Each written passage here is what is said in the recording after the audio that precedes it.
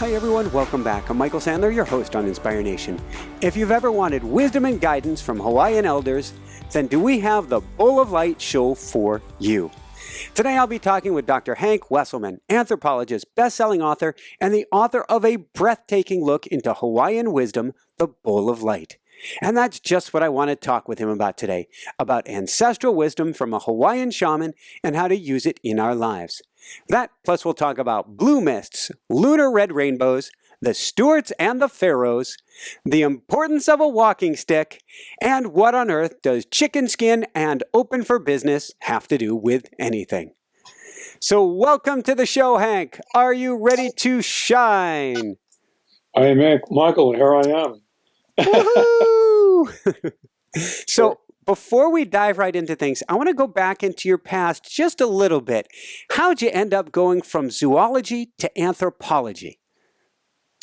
Well, as an undergrad, I was a major in zoology at the University of Colorado at Boulder. And then I went in the Peace Corps for 2 years. Mm-hmm. And I lived in Nigeria among people of the Yoruba culture. And it was there that I really connected with indigenous spiritual wisdom and practice. I was 23 years old at that time, and I didn't know anything. But, my time in Nigeria had a very profound effect on me. And I learned a great deal because I traveled extensively around West Africa. And when I came back from that experience, I went back into zoology because that was my field. I'd been a teacher for 2 years. But I'd gotten the bug, the anthropology bug, and I took a couple of classes in anthropology. And on a lark, I applied to UC Berkeley for my doctoral work. And they looked at my resume and they accepted me with a fellowship. In those days, we funded education. And so I originally went to work with Jane Goodall. I wanted to work with Jane Goodall on chimpanzees. But I caught the attention of a big name anthropologist named F. Clark Howell, who was running an expedition in East Africa looking for the fossil evidence for human evolution. And he looked at my resume and said, I've got a project for you to do if you'd like to do it. So he invited me into the field. And for several years in a row, I would spend 3 months of the year in a tented safari camp, 600 miles from the nearest cold beer or hot bath, surrounded by billions of square miles of wild country, wild animals, and wild people living in a tent. I mean, it was, a graduate student's dream come true. One of the men who worked for me, one of the African men who worked for me was a man of the Dasnich tribe. I was working in the lower Omo Valley along the Omo River north of Lake Turkana, just across the border from Kenya into Ethiopia. And this Dasnich man, his name was Atiko, and he was a shaman. Now, I knew about shamans because I was an anthropologist. But, I had no idea what shamans really do and the kind of people they really were. Interesting thing is that this man spoke 6 languages, but none of them was English. But friendship has a language of its own. And he had a very profound effect on me. I began to have these visionary experiences, which were very dreamlike. And sometimes they happened at night, like classic out-of-the-body experiences. But sometimes they happened in the daytime when I was very much awake. I'll give you one if you like. Oh, absolutely.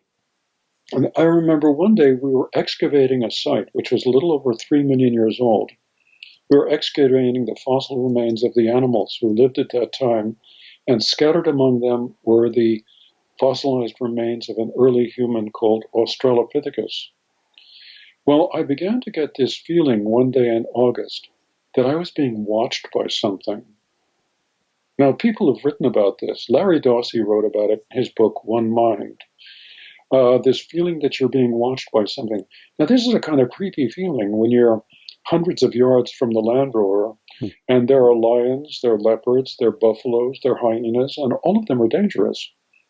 So one day, we were preparing to go back to camp for lunch, and this feeling came over me. And I remember standing up very slowly. I had a bush hat on, and looking around, and I saw the shaman. And the shaman was looking at something off to my left. So I slid my eyes in that direction, and I saw something. It was big. It was about 6 feet off the ground. And as I looked directly at it, it was as though whatever it was stepped through a tear in the fabric of the air, zipped it closed from the other side, leaving a momentary wrinkle that straightened out, and then it was gone. So I'm thinking to myself, maybe it's time to go back to Nairobi for a hamburger and a beer, because I'd been out in the bush for 3 months at this point. So I looked at this shaman, and he was watching me, and I knew that he'd seen it, and he knew that I'd seen it, and I knew that he knew. And so I asked him in Swahili, Atako, what is that? And he pointed directly at that space in the air, and he said a single word, Shaitani. That's the word for spirit. Now, in those days, I worshipped solely at the altar of science. I wasn't sure I believed in spirits, even with all the other things that were happening during the daytime. They were like trail markers, in a way. They were leading me towards something, but I didn't know what it was. So I stashed it. And then 10 years later, I began to have classic visionary experiences, and often on the heels of a joyous marital encounter, I might add, in which I was drawn into connection with transpersonal forces that the traditional people call spirits. Mm-hmm. I call them transpersonal forces because that's the way I experience them. But, when this happened, I realized that I was being invited. I was being called. This was also the time when I moved to Hawaii with my wife and our first daughter. This was in 1985. And we were living in South Kona, restoring our house, planning our land, and so forth and so on. And that's when the dreams began. Now, I've written about all of this in an interesting trilogy, which you may be aware of. The first book was called Spiritwalker. Yeah. Spiritwalker was published in 14 languages by Bantam Books here in this country. It made a huge impression. It was a bestseller. And it was followed by 2 more, Medicinemaker and Visionseeker. And it's really the story of what happened to me and how I was invited into the shaman's world. Now, I bring this up just before we go on because a friend of mine passed Hale Makua, the kahuna, a copy of Spiritwalker. And he read it. And he came to check me out in 1996 when I was doing a talk at an institute here on the Big Island. And that was the beginning of our friendship. Thank you. So 2 quick things. One, I'm wondering if we can turn the volume down just a little bit more. I get an echo whenever I jump in. Sure. So I need you to be able to still hear me, but as quiet as it can. Testing 1, 2, 3, testing 1, 2, 3, testing 1, 2, 3. Thank you. Testing 1, 2, 3. How does that sound? Better? Better? No echo, no echo, no echo at the moment. We'll see what happens when we're both talking. Okay. And thank you for giving us that breath. That was important. Going along those lines, and I was discussing this with my wife earlier about who it was, who isn't, for lack of another way to put it, who it was that started visiting you in 1985 that was in your lineage, but ahead in time, but also there with you, or you, in a sense, at the very moment, which is, I'm wondering if you can share about that. Well, in 1985, I was teaching for the I was beginning to teach for the University of Hawaii at Hilo, but I was doing the West branch in Kealakekua. Mm-hmm. And one evening at 4 o'clock in the morning, I had this experience of my body becoming invaded with this feeling of force, this feeling of power, which could have been quite alarming if it wasn't so exquisitely pleasurable. Now, I was in bed next to my wife, and it was like I was in an invisible fist that was slowly squeezing. And it was in this state that my conscious awareness was popped out of my body, went up through the roof of the house. I found myself traveling along this line of light across this filamentous spiderweb-like matrix. And then I blacked out. And when my conscious awareness clicked on again, I was in another man's body. It was like spirit possession, but I was the spirit that was possessing. Now, this man is a man of Hawaiian ancestry who lives somewhere on the western coast of North America. And that didn't surprise me so much because I knew about shamans. I'd had my initial initiatory experiences. But what was sticky was the fact that he lives approximately 5,000 years after the collapse of Western civilization in a world which is very different from our own. I was merged with this man for about 18 hours of his time, and he was in the process of leaving on a quest of geographic investigation into the interior of the lost continent of America. Because when his ancestors arrived in a fleet of double-hulled canoes from the home islands to the west, they arrived to find a place which is most likely California, with a marine inundation filling the Central Valley. But it doesn't look like California of today. It's covered with rainforest, which bears out climate change's worst-case scenario. And so there are no people, there are no cities, there are no freeways, there's no Starbucks, there are no BMWs. It's this vast rolling jungle with immense trees. And this man, his name is Nainoa. He was the clerk of a ruling chief of his land division. And he was leaving on a quest of an investigation because he's interested in what happened to us, what happened to the Americans. And that's where this book, Spiritwalker, begins. Over the next 4 years, I had a series of 12 of these visions in which he crossed the inland sea, crossed the great forest, ascended into the interior of the country, ends up in what is today's western Nevada, where he finds the descendants of the last great North American civilization living as hunter-gatherers. That's where Spiritwalker begins. Now, my wife was in bed next to me during all of this, and I was in shock. I mean, I was literally in a kind of shell shock. And I remember wandering through my life for the next 3 or 4 months, completely preoccupied with this strange visionary experience that I'd had, an abrupt transient, altered state of consciousness in which I was brought into connection with the mind of another man. And so I wrote down as much of it as I could remember. And then I had another one. And then another one. And that's really what the Spiritwalker trilogy is all about. In the midst of this, I was on the receiving end of a lot of Hawaiian spiritual knowledge. And Halemakua, the kahuna, who was living in Kapoho on the Big Island at that time, he read this book, and he came to look me over to see if I was real. That was a very memorable meeting. This was in 1996.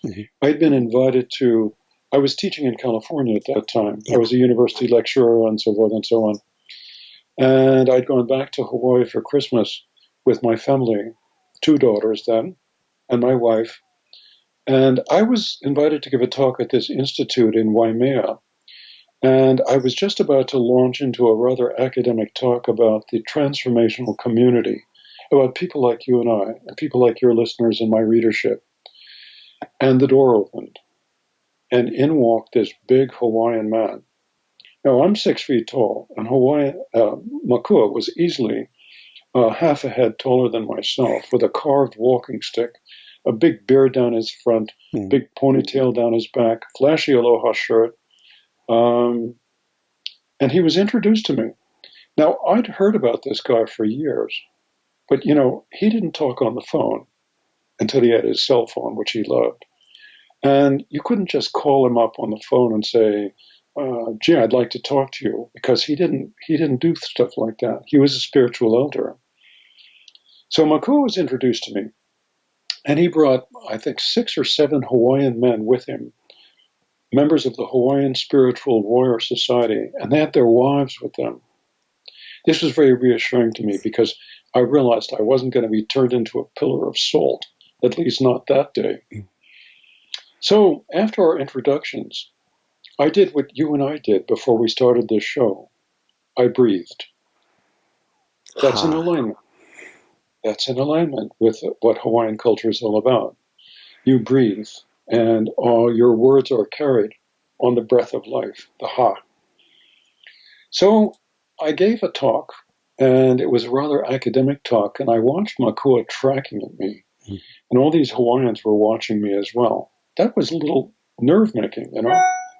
But at the end, I got this feeling like something pulling on my soul. I had this feeling that Makua had come to say something to me. And so I looked at him, and I didn't know what the protocol was. And, you know, for Indigenous elders, protocol is everything. So I apologized, and I said, Makua, everybody called him Makua. I said, I don't know what the correct protocol is, but I have the sense that you're here to say something to me. Would it be correct for me to invite you to speak? He did something which I understand quite clearly. I watched him dissociate. There was about 45 seconds where he was completely silent. Mm-hmm. And it was at that point that I realized that he was a shaman. He was checking in with his ancestors, with his spirits, to see what was appropriate to say. And so he reemerged and smiled and said, a friend of mine sent me your book, Spiritwalker, and I read it. Silence in the room. There are 50 people in there listening to me. And here I am, confronted by the big kahuna. This was like high noon in Polynesia. He said, I read it again just to make sure I got it right. And then I went down to the beach, and I put your book down in the sand, and I called in the ancestors, and we had to talk about you.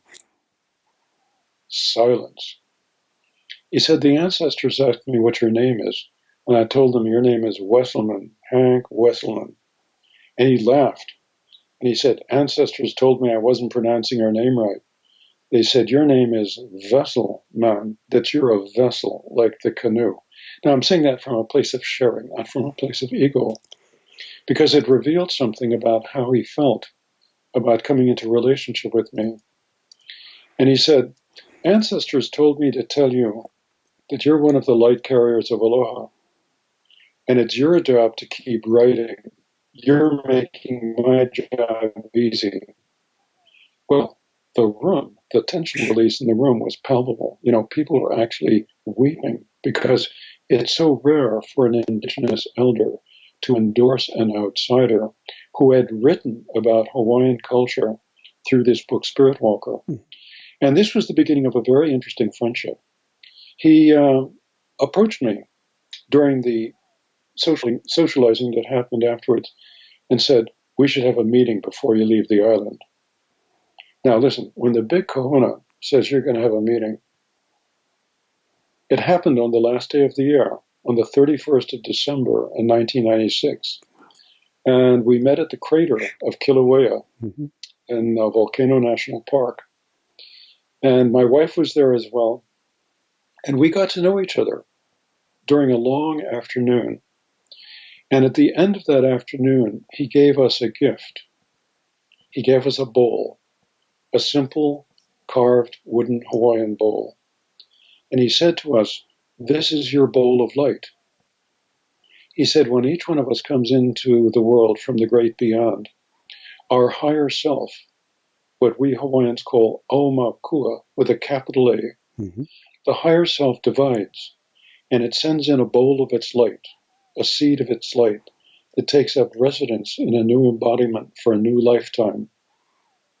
He said that light then resides within us, within our hearts, and it nourishes us and sustains us as we pass through life. But he said, you know, life is long, and there's a great deal of negativity and fear which is loose in our world. He said, every time we step into the negative polarity, every time we steal something or take something that doesn't belong to us or injure somebody with our words or our thoughts or our actions, every time we achieve success at the expense of someone else's failure, it's like you put a stone in your bowl and some of your light goes out. He said, life is long. And as an aside, he looked at me and said, The main problem in our world today is that the world is being run by men and women whose bowls of light are filled with stones, and there's no light coming out anymore. Now, we don't even have to talk about that. We know. We're getting a really good look at that right now. But he took the bowl from me, and he said, hopefully we discover what it is that we're doing before it's too late. And he said, you know what you do then? And of course, Jill and I are hanging on every word. I mean, we're there with a real, authentic Hawaiian Kahuna elder. And he took the bowl and he turned it over, and he said, we dump it out. And he laughed long and hard. Yeah, he said, we dump it out. But we start over then. We start over then. And he said, it's at that point that you become a spiritual warrior. So I am writing a book right now that is talking about becoming an open-hearted warrior, cracked open, leading from the heart. What is a spiritual warrior? He said, as a spiritual warrior, the path that we walk on is a narrow one, and it's constrained by 3 sacred directives. In Hawaiian, those are called kapu, K-A-P-U, kapu. Now, a kapu is something which is restricted, but it's also a directive. It's also a sacred responsibility. He said that the path that we walk on as spiritual warriors is constrained by these 3 directives. He said, number 1, we must love all that we see with humility. Yeah. Well, I'm thinking to myself, wow, easy one first. And I realized that Makua was psychic, you know, and he was reading me. He was listening. And he burst out laughing and said, don't worry, I worked on that one for 7 years. He said, number 2, we must live all that we feel with reverence. Yeah. Now, this reverence is something I encountered among indigenous people all of my life. You know, the foundation stone for Western mind is domination. The foundation stone for indigenous mind is respect. That's a very different way of living life. Finally, number 3, he said, we must know all that we possess with discipline. And that includes what possesses us. We must know all that we possess with discipline. Now, those first 2, love all you see with humility and live all you feel with reverence, those are really about your body soul. They're about living in this world. But knowing all that you possess, that's about your mental soul, your uhane, your lono mind, your intellect, your ego. And although it's very fashionable in the transformational community for some people to demonize the ego is very, very important. We're actually embodied to develop an ego, not to drop the ego. This is something that Robert Monroe said in his book, Journeys Out of the Body, which is a critical read. He said, you know, we come into this world to develop an ego because the ego is our chooser. It's also our creative principle. And when we develop a well-functioning, healthy ego, you know, we have a very good life. And so that's about knowing all that you possess with discipline. That's where we find our self-discipline. And as you know, discipline is where so many of the guru types stumble. We don't have to go there because we all know. So this is really what he said was important about being a spiritual warrior. It was about love. It was about life. It was about knowing through humility, reverence, and discipline. Thank you. How's that? Beautiful. Absolutely beautiful. Let's go from there and let's talk briefly about what he describes as the nature of the self and the 3 deities or soul aspects, which you just were talking about in brief. Well, what I discovered through the Hawaiian system was that the Hawaiians believe that we have three souls. Mm-hmm. Not one, but three. And when the Christian missionaries came to Hawaii 200 years ago, and they wanted to discuss the nature of the soul, the kahunas looked at them and said, "Oh, which soul would you like to discuss?" And of course, the Christians, the missionaries, in all fairness, were not highly educated people. They relied on scripture. Mm-hmm. And scripture somehow removed all of that. I don't know why, but they did. Now, we've mentioned the first soul, which is your spirit soul. That's your omakua, your higher self. Yeah. That's the immortal self that does not die. The aspect that sends in a seed of its light that resides with an embodiment for the next 70 or 80 years if we're lucky. When that spiritual soul arrives, it discovers a distinct and separate body soul, which is already in residence. This is the physical soul, which the Hawaiians sometimes called unhipili. Mm-hmm. Unhipili. And the physical body soul is an energetic matrix that we received from our mother and our father. In the same way that the sex cells, the male and female sex cells, unite to form a new matrix genetically, there's also a spiritual energetic complex.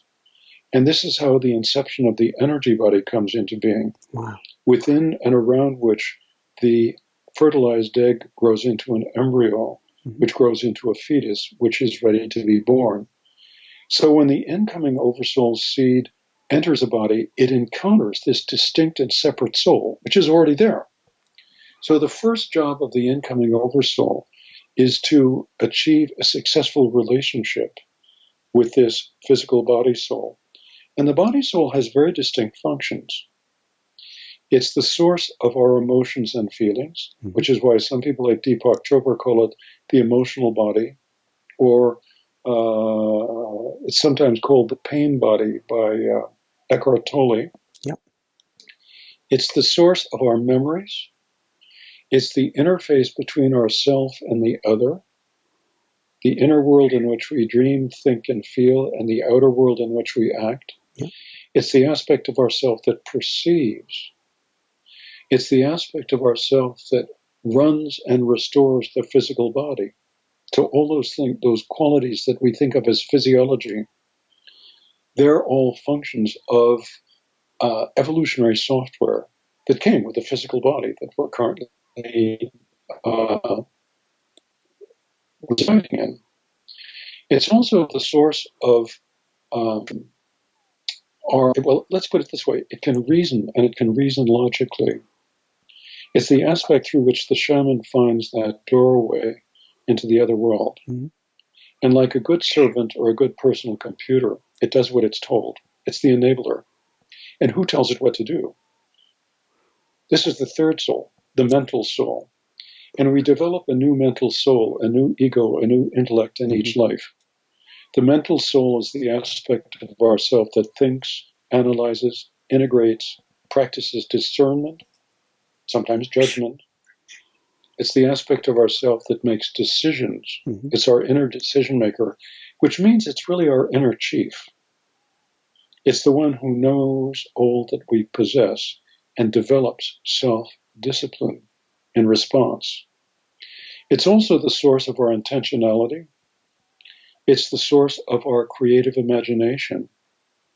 If I were to draw a drawing for you on the computer, I don't know how to do that, but if I did, every stroke of my finger or the brush or the mouse would involve making a decision. And it's the ego that does that. So these three souls function to create what we call the self. Yeah. The oversoul serves us in life as the source of our intuition. And it communicates with us best by sending us dreams and visions and hunches and ideas and slips of the tongue. I sometimes ask people in my training workshops, how many of you guys talk to yourselves? And there's this hesitation always, because people don't like to admit it. But about half the room will put up their hands. I'll say, well, how many of you talk to yourself in the shower?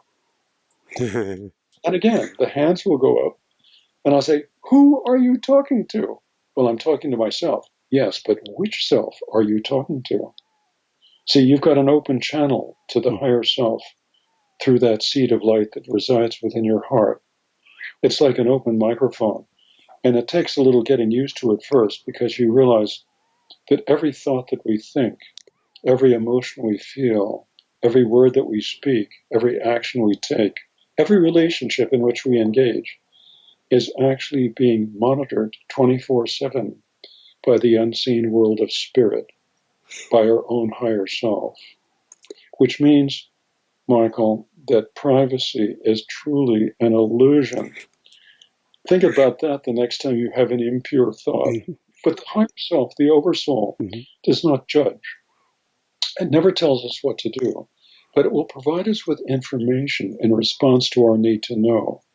And so fostering an active, ongoing relationship with your aumakua in Hawaiian, your higher self in English, is essential to getting through life as an adventure.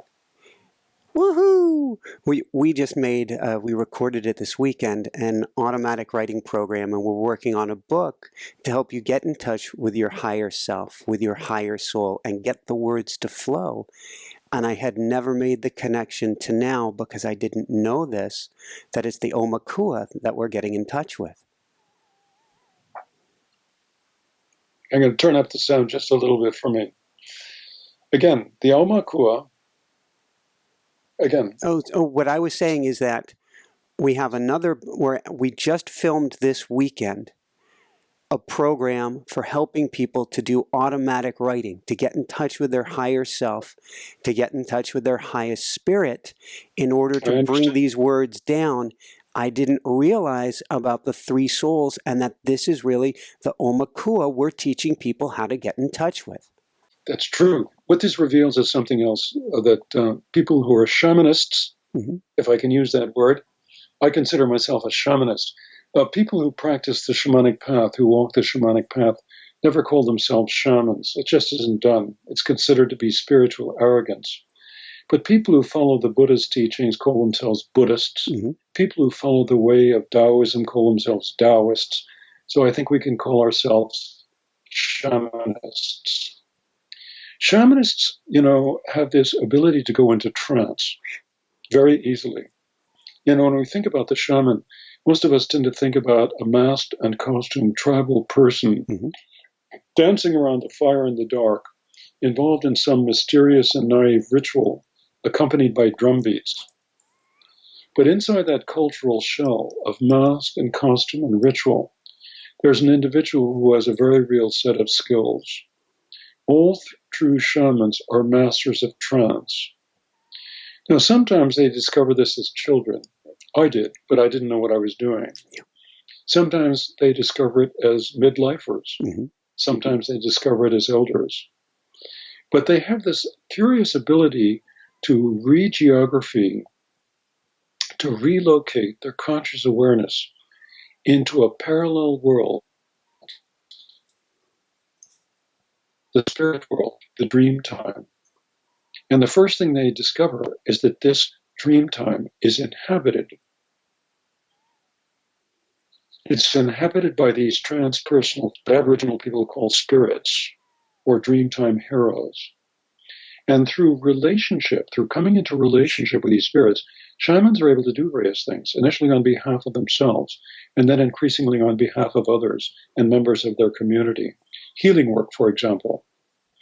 So the shamanist has this ability to connect with spirit, and they connect with spirit friends who provide them with things like power, with protection, with support, with information. And they tend to be spirits associated with this world. In other words, nature spirits. This is in alignment with the word power animal, which many shamanists use to describe their helping spirits. Helping spirits provide us with power, protection, and support and information. But each one of us also has a spirit teacher. And the spirit teacher is your higher self. And it will provide you with information in response to your need to know. If you foster a relationship with it and learn how to ask and ask in the right way. There's also another very important individual among these higher organizing intelligences. That's the way I think of them. The angelic forces are among them. But that's not all of them. The angelic forces are the ones who are very dedicated towards being in service to humanity. But each one of us also has a spirit guide. Yeah. And the spirit guide is not a helping spirit. The spirit guide is one of the higher godlike beings who's the keeper, caretaker, and teacher of your higher self. So when you come into relationship, first of all, with your helping spirits, life changes dramatically. But then when you come into contact with your teacher and with your teacher's teacher, that's your master teacher, they become your two best friends. And relationship with these two higher beings becomes the pivotal point of a spiritual practice. So you're getting people into connection through automatic writing, for example, or through guided journey work or visualization with their spirits. This is part of our job, Michael. Wouldn't you agree? Absolutely, 1,000%. Yeah. You mentioned, and I want to get back into Makua here in a moment, but you mentioned that you would be able to do a little journey with us at the end. Is that going to be helping people to get in touch with their spirit guide? Well, this is what I do in my training workshops. You know, I offer these 5-day training workshops at places like the Esalen Institute in California or Omega, New York City on the East Coast, also in the Pacific Northwest. And unlike some shamanists who use hallucinogens, I discovered early on in my practice that there are 3 great gateways to transcendent experience: meditation, tantra, and trauma. I'm laughing, but that's not a good laugh that I'm giving you. Well, it's amazing how many people who've had terrible traumatic experiences will be precipitated into a classic out-of-the-body experience, a classic spiritual dimension in which they connect with a powerful spiritual figure, usually somebody from their faith. And so the number of people who connect, for example, with Jesus of Nazareth, who are psychologically Christian, this is not surprising. Or for people who are psychologically Jewish, sometimes it's somebody like Moses, or a Baal Shem Tov, or somebody who is psychologically Muslim, maybe the Archangel Gabriel, who took Muhammad on his night ride, or maybe Muhammad himself. It's possible to connect with the spiritual matrix of these higher beings who are in service to us as teachers and guides. And so this is really the thrust of my spiritual practice. The drum is the vehicle that I use to bring people into altered states. It's been known for a long time that when drums are played at a beat of about 4 to 5 beats per second, the 2 halves of the higher brain, the cerebrum, begin to follow that resonance. It's called sonic driving. And it's known, for example, that shamans and roshis and rinpoches and psychic healers and trance mediums, they tend to go into a very specific brainwave state when they're doing their work, when they're visioning. And so I discovered in my training workshops, and through workshops that I was trained in, I might add, that in response to the drum, I can give people a set of coordinates without telling them what to see, and send them off on visionary adventures to find out this, that, and the other. And 15, 20 minutes later, they return with accounts that would pass muster at any Aboriginal campfire. Now, these are not tribal people. These are non-tribal Western people. And so this gave rise to the awareness, which I think is true. I believe that there's a program on our inner hard drive. I'm talking about your DNA. That's your inner hard drive. I believe there's a program on your inner hard drive. And when this program is double-clicked with the right mouse, it allows us to achieve these altered states of consciousness very easily It's a learned skill that improves with practice. And in these altered states of consciousness, people have extraordinary experiences, visionary experiences. I've discovered in my training groups that about 80 to 90% of the people in the group can do this to some extent, with about 50% of us being real naturals at it. And, I've also discovered I can do this with online workshops as well. I mentioned that a little to you before we began the program today, that I'm going to be doing an online workshop with the Shift Network. Maybe some of your listeners are aware of that. And that jumps ahead. And I want to dive more back into your book, but where's the URL that they can find out more about that? I have a website, sharedwisdom.com, SHAREDWISDOM, which has just tons of stories on it, tons of accounts. It's a schedule of my teaching, descriptions of workshops. But the workshop that's coming up with the Shift Network, the link to the website is shamanicpathcourse.com.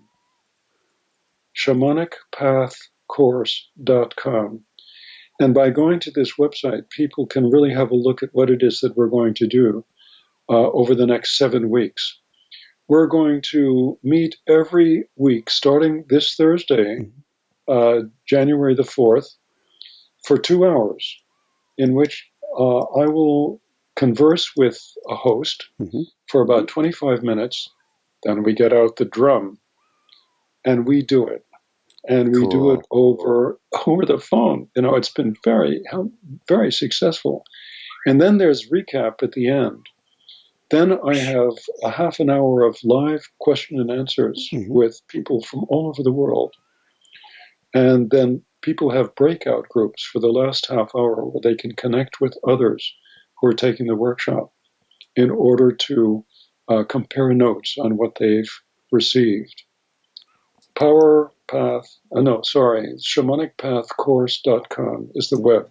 Phenomenal. I'm going to check out more because that's something I'm very interested in. So let's go from there and let's talk about what is mana. Mana. Yes. Mana. Ho'o mana mana. Mana. There is a perception in the indigenous world that there is an underlying field of power that pervades and influences everything. And this pervasive field of power can be understood on 2 levels. First of all, there's the life force, the force that pervades the universe and creates life. This is what the Hawaiians call Maoli Ola, and the Tahitians call it Te Maori Ora. That's the life force. It's an impersonal life force, which is found in everything, everywhere. But then there is our personal life force. That's your mana. Your personal life force. Mana is something that we all possess to a greater or lesser extent. And shamanists and kahunas alike pay particular attention to learning how to enhance, maintain, and create more personal mana, because the more mana you have, the more you can do. So mana is your personal power, your energy, your life force is part of it. But it's more than that, as you know. It's also about your character.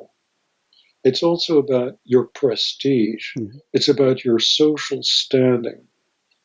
In other words, in Hawaiian society, which was stratified very much like ours, with a chiefly class, an administration class at the top, a priestly class below them, and a commoner class, the ordinary people below them. The chiefs had more mana than anybody else. The priests shared that mana and enhanced the mana of the chiefs and themselves. And then using their mana, it was the job of the chief to create abundance for everyone. And they did this through relationship with the spirits on the one hand and relationship with nature on the other.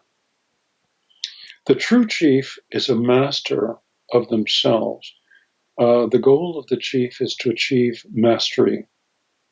And that's in the positive polarity. In the negative polarity, the chief is a tyrant. Do it my way.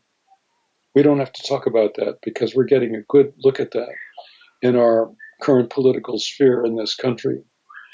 The inauthentic chief is a constant source of trouble and dissension and disharmony in the world. The goal is to really become an authentic chief. And mastery includes master of yourself, self-mastery. It's about knowing all that you possess with discipline. It brings us back to that again. How do we start to, since we're a how-do-oriented show, it seems important that we start to get a hold of this, of understanding how to gain some mastery of ourselves so that we can increase our ho'omana. How do we do that? Well, if we're lucky, we stumble into it. I stumbled into the Hawaiian Manao, the Hawaiian Wisdom, by living in Hawaii in the 1980s. But I never met any Hawaiian elders at that time. It was after that Spiritwalker was published that the door opened. And through Makua, I came into the relationship with an extraordinary body of knowledge. This book, The Bowl of Light, contains dialogues that Makua and I had over the last 8 years of his life. They're kind of like the dialogues of Plato, in a way. In fact, Plato would have been absolutely riveted by Makua and by what he knew and what he had to say. So Makua and I got closer and closer, and that included my wife, Jill. The three of us became the three amigos. And so I stumbled into a relationship with an indigenous elder who was willing to share his wisdom with an outsider. Some of us come into relationship with teachers who have spent time with indigenous people and who are willing to share what they have learned through books and lectures and workshops, training workshops. And finding an authentic teacher is a big thing. Is a big thing. If you're working with somebody who is autocratic and demanding and saying, no, there's only one way and my way or the highway, you might not be with the right person. But sometimes we have to find that out for ourselves. But we do encourage our workshop participants to work with as many accomplished, authentic teachers as possible. But because it's in this way that we sharpen the sword of knowledge and transform it into real wisdom. And once we achieve this wisdom, then we can share that with those who are ready to receive it. And we can change the world. Woohoo! What would Makua say we're here for? Well, that's a philosophical question. Why are we here? Now, this is an interesting perspective, which I talk about in some detail in the dialogues in the Bowl of Light. Makua said that this world is the plane of action, and the spirit world is more like a plane of energy and information. So this is the world where it's all worked out. And our higher self, in response to who and what we become in life, when we pass at the end and we drop the physical body, our soul complex, composed of all of our memories and our abilities and qualities that we developed during life, including the personalities that we developed in life, all of that transcends the death experience and is eventually archived into our oversoul, into our higher self. So the oversoul grows, increases, and becomes more in response to what its embodiments do here on the planet. In other words, there's a co-creative relationship between spirit and earth, between heaven and earth, our heavenly self there and our earthly embodied self here. This is an interesting perspective because, as you're probably aware, there are spiritual traditions like Buddhism, for example, in which the self is felt to be an illusion. And I ran into this because I was a Zen practitioner and student for a number of years. And I've written about that, some of it in the book Spiritwalker. But, I think that this is a classic error in Buddhist thought. I don't believe that the one called the Buddha, Gautama, Siddhartha Gautama, I don't believe he ever said that. I believe that what he probably said is that the self is ephemeral, in the sense that it changes and we develop a new self in each life. But Buddhism is not overly concerned with the soul or the spiritual dimension, as you know. And so we actually have two selves, a spiritual self and an embodied self, in co-creative relationship. And between the two of them, we grow, increase, and become more than we were in our long walkabout across space and time. Awesome. If Makua was here, what words of wisdom do you think would be most important for him to share? Well, it's all about character refinement. We're here to refine our character. And, sometimes we slip. He said something very interesting, which I recorded in the Bowl of Light. He talked about the fact that there's a lot of dark force patterning loose in the world right now. And it's being enhanced and encouraged by a category of beings he called the E'epa, which I've written about, the deceivers. The deceivers are not spirits. They reside as uninvited guests in the human mind. They're kind of like mind parasites, interdimensional demons. This is who the demons really are. And it's not so much that they're evil, but they encourage us to go ever more deeply into the negative aspects of our own character. And eventually, as we continue to go there, we reach a place where we can no longer self-correct. And when we step across that threshold, we step into the realm of evil. Now, these deceivers were called Wetiko by the Cree Indians. And I've written an entire chapter about the masters of deception in my latest book, which is called the Re-Enchantment. The Re-Enchantment is about the shamanic path to a life of wonder. And my publisher, Sounds True, asked me to make a pass over the dark side of the Force. And I said to them, "You sure you want me to do that?" And they said, "Yeah, we do." I said, "Why?" And they said, "Well, all the light chasers, they won't go there. It's all about sweetness and light and love. And, it's obvious that there's a problem in our world." So Makua said, it's only when we become aware of and we remove all this dark force patterning from our soul complex that we can advance. It's only at that point that we can connect with our ancestors and our spirits. And he said, the oversoul dreams, and it dreams all the time because it lives in the dream. It lives in the dream time. And the oversoul's dreams are kind of like picture-making forces in the sense that it sends us dreams. This is one of the ways in which the oversoul communicates with us. And we absorb these picture-making forces, and then the egoic self, the ego self, the mental self, decides whether to manifest those forces into reality. When we're in touch with our higher self streams, we're on the path of our destiny because we're in touch with what spirit really wants. But the body soul is manifested by desire, by what it wants. So very often the body soul will desire this, that, or the other.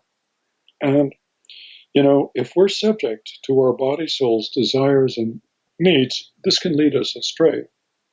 And Makua's feeling was that, when we go in that direction, we have lessons to learn.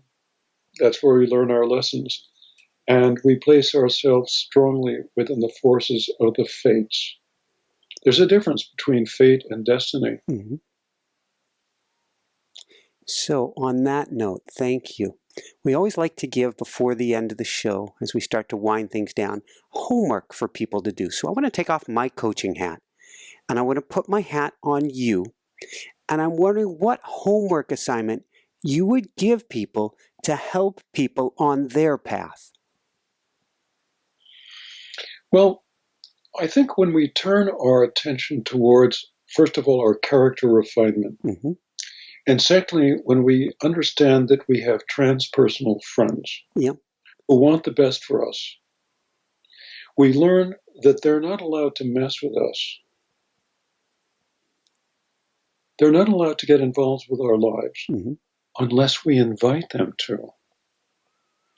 As we invite them to, we begin to unfold at the soul level. It's about the soul's unfolding. And this happens through 4 levels. The first level of the soul's unfolding is about belief. It's about belief systems. We can have magical beliefs, the belief that I can cure you through, the computer screen. We can have mythic beliefs in which we delegate authority to some supernatural godfather who lives off planet, has good days and bad days, and works in mysterious ways. Or we could have rational beliefs. We can have scientific beliefs. Beliefs are a great sustainer, and most people tend to remain with their belief systems throughout their entire lives. But if you look at your beliefs and you think about the shape of your life, if, like Makua said, if you look back at where you began, you have a sense of how far you've come. In other words, there may not be any growth when we're locked into belief systems, like fundamentalist belief systems. So when the belief systems no longer compel us, the second stage of spiritual unfolding kicks in. This is faith. Faith soldiers on when our belief systems no longer compel us. But faith can take us in 2 very different directions. In one direction, it spirals us back down the hill into belief. And that's what fundamentalism is. That's what the whole born-again movement is all about. And it's a trap on the spiritual path of immense proportions because it will not bring you into what you're seeking. In the other direction, faith can take us up the hill to the third level of spiritual unfolding, which is direct experience. When you've had direct experience of these transpersonal forces, when you've had that awesome jolt, it's one thing to hear about other people's experiences. It's one thing to read about them or listen to them. When you have the experience yourself, it brings you to the 4th and final stage, which is personal transformation. And once you achieve that stage of personal transformation, that's when you become the spiritual warrior. And once you get onto that path, the Indians call it the red road. Once you're on the spiritual path, there's no getting off. You're on it for the duration, and the duration of all your lives to come. In other words, as your soul continues to unfold, you become who and what you're supposed to become. And Makua was quite clear on this. He said, really, we're gods in training. Your Aumakua, your oversoul, your immortal soul that does not die, that's your God self. And it's a God in training. That's the one who listens to your prayers, works in mysterious ways, and sends occasional messengers to Earth, us, who usually get treated very badly. So I've often thought that, my job as a spiritual teacher is to get people in touch with their spirits. Because once you're in touch with your spirits, you can't go too far wrong after that. And life becomes incredibly enriched adventure. Like that rainbow behind you in your image, which you've got. Is that in the studio? That's in the studio. That's Haleakala on Maui. The rainbow is the bridge. Absolutely. Is the bridge to the ancient teachings of the guardians. Yeah, the rainbow is very special. The Aboriginal people of Australia call it the rainbow serpent, and it's considered to be the greatest of the creator beings. It's the light. It's the light. And each of us is a being of embodied light. Woohoo! So would you mind leading us, before we wrap things up, in a short journey with your drums? All right. I can give you a taste of this. Thank you. I hope that the sound comes through. I hope the sound comes through. Let me give a test, and then we'll talk about where we're going to go. This is a frame drum, I'm going to sit back a little bit so I'm not too close. It's a frame drum, which I've been using for 25 years. Wow. Now, here's my suggestion. I'm going to drum for you for about 5 minutes. Yep. In a theta brainwave pattern, Yeah. roughly 4 to 5 beats per minute. It would be good for you to take a breath, clear any tension in your body. I'm talking about this to all your listeners as well. Close your eyes and then listen to this ancient sound and bring up in your mind the memory of a place in nature which is special to you, a place that you've been to, and go into that memory. Go back to that place. What you're actually doing is you're going into the dreaming of that place, because nature dreams, just as we do. So let this place come to life for you. Let yourself settle there. See what it's like to be there. See how you feel to be there. And then, when you're ready, ask for a helping spirit to come to you. A spirit helper. That's a nice generic term. And the frequency with which these spirit helpers come to us in an animal form has given rise to the term power animal. So if you've got a special feeling for jaguars or eagles or pythons, don't be surprised if that's the way the spirit helper comes. When the spirit helper comes, ask it a yes-no question. Are you here for me as a helping spirit? You will learn how the spirit helper communicates with you, and it's usually nonverbal communication. Then ask the spirit helper to provide you with three things: power, protection, and support. PPS. PPS. Power, protection, And support. then when we come to the end, power, protection, and support, when we come to the end of the drumming, ask if there is any particular reason it has come to you at this time in your life. Does it have any information for you? Any messages that you need to know? And then I'll change the beat of the drum. And I'll drum very rapidly for a minute or so. And then we'll relocate our conscious awareness back into our physical bodies. And then consider what it is that you've just experienced. Maybe make a few notes if you've got a notebook. So let's give it a try, Michael, and see what happens. All right. Are you going to guide us along through this? I'm going to journey along with you. Thank you. And yeah. So recap. Breathing, release tension, close eyes, bring up the memory of a place in nature which is special. Go there, experiencing what it's like to be in the dreaming of nature. And when you're ready, ask for a spirit helper to come to you, to provide you with three things: power, protection, and support, and any messages that you have need of at this particular time in your life.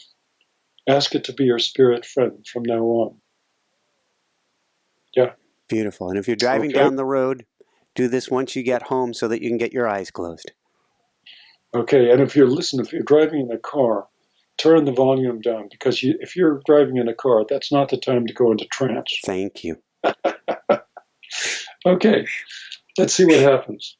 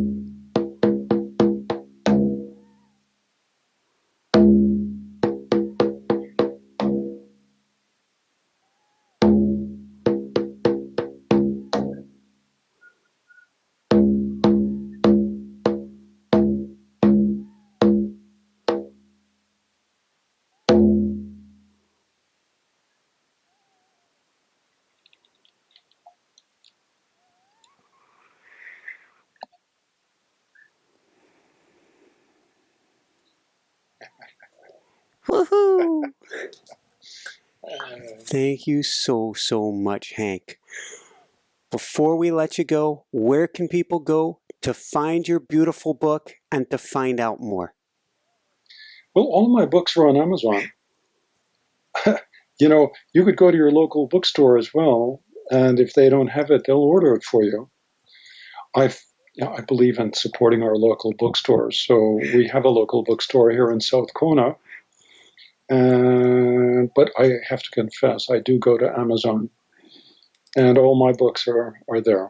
Okay, fantastic. And any last words of wisdom you want to share with people? Again? Any last words of wisdom you want to share with people? Well, I think, Makua's words began the show, and they really inspire me to continue my character development. I guess you could put it, my character refinement. Really, our job is to love all that we see with humility, to live all that we feel with reverence, and to know all that we possess with discipline. That's our path. That's what it's all about. Woohoo! Yeah. Thank you so much, Hank. What we just engaged in was a meditation. I mentioned that one of the great gateways to transcendent experience is meditation. This is shamanic meditation. Mm-hmm. And it's so easily learned. And it's so easily accessed. Did you have a good experience, Michael, in response? I had a very peaceful experience. I believe I got an animal, but I didn't hear anything from that animal, but I just sat in kind of the blissful space. And it may be that I have to have two ears while doing it, the ear that is fully present and the ear that is watching over the show, that I didn't go even any deeper than that. But it was a beautiful experience. I understand completely. I might also add, for those interested, that I have a 6 CD set called the Spiritwalker Teachings, mm-hmm. Journeys for the Modern Mystic. And this is a 6 CD set which is available through Amazon, and you can get to it through my website as well, sharedwisdom.com. And it records much of the first level workshop, the Spiritwalker Teachings. You can either get it as a hard copy, or you can get it as an MP3 direct download directly into your computer from Amazon. And that's also a resource which people will find useful. Fantastic. Thank you so much, Hank. I definitely want to keep in touch, hear what you're doing, probably take one of your workshops. I want to go down this road more. It's one of my intentions that I've set for 2018, to learn how to work with the drum, of which we have several downstairs that are saying, play with me, and go down that road. So thank you so much for being on the show today. Well, thank you as well. I really appreciate your support. Woohoo! So, blessings and warm thoughts, and Happy New Now.